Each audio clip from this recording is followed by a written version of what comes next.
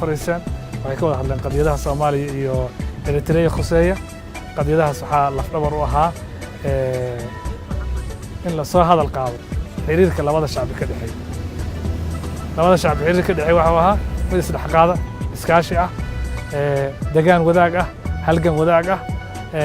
waxaa laga hadlay way aragnimadii labada dal ay lahaayeen xagga xilliga isticmaalka iskaashiga ka dambeeyay kaalintii ay lahaayeen Soomaaliya ku lahayd dalka gobonimadiisa iyo kaalintii Eritrea xilliyadii adkaa ee Soomaaliya soo maray wada hadalladii weli waa ay sii dhiman yihiin laakiin waxaa aad iyo aad loogu nuuxnuuxsaday ilaalinta karaamada shacabka labada shacbi labada dowladood in la ilaaliyo karaamadooda in mawaaqifta taariikhiga ee geesinimada ah